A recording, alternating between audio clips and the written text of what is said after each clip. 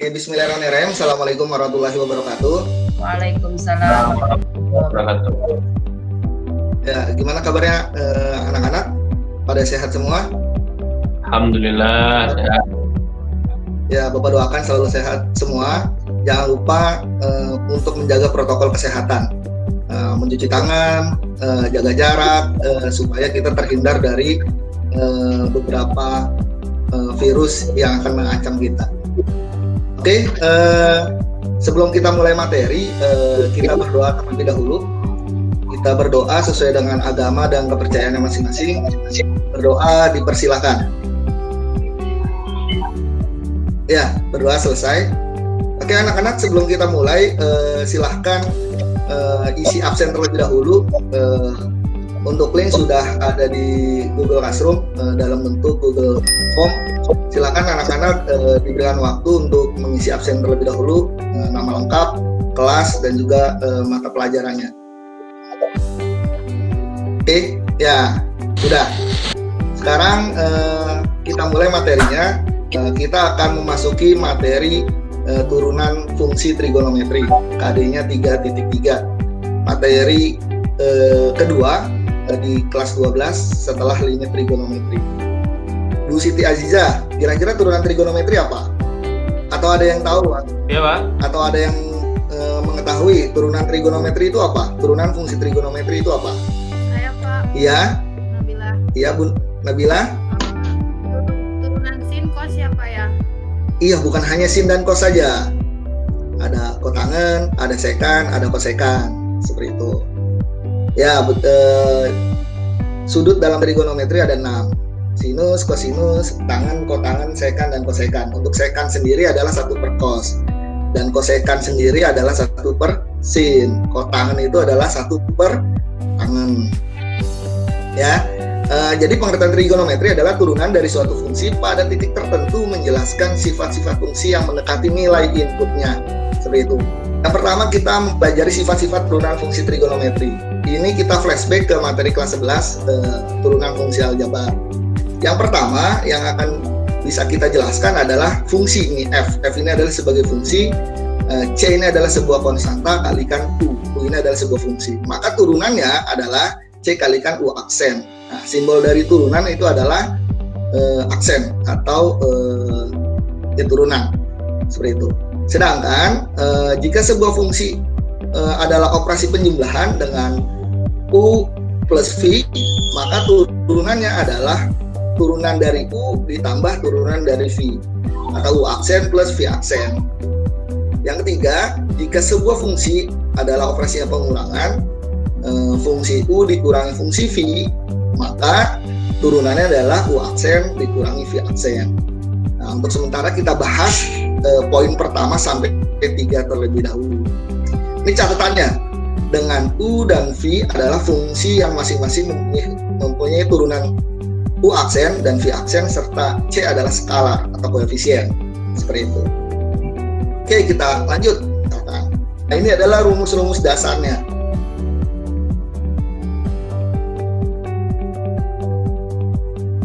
Oke, misalkan kita punya, tentukan turunan dari 7 sin P.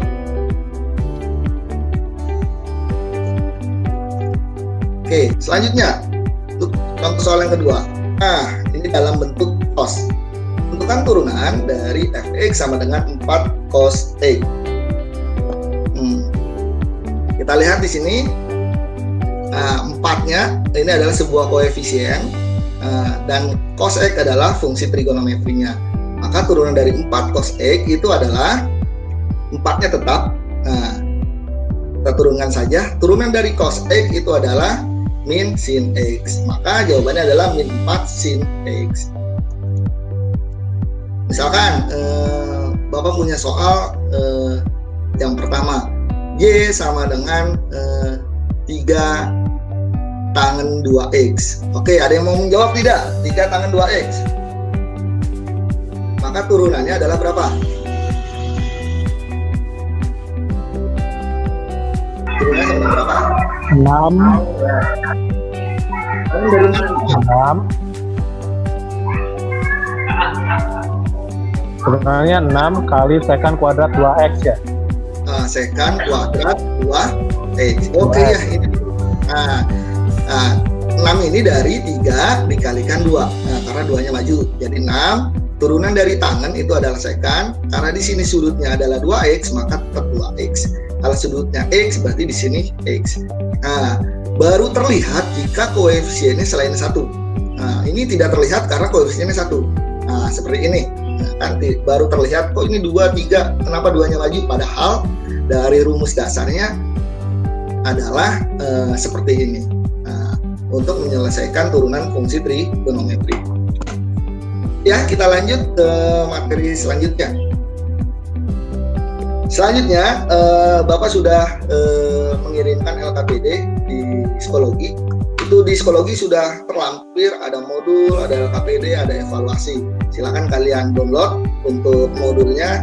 Untuk LKPD-nya di sana bisa dikerjakan secara berkelompok dan berdiskusi, sehingga nanti hasil diskusinya bisa diupload di masing-masing kelompok.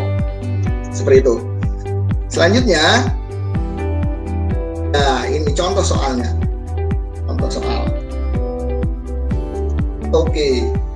Nah ini dengan menggunakan sudut ya.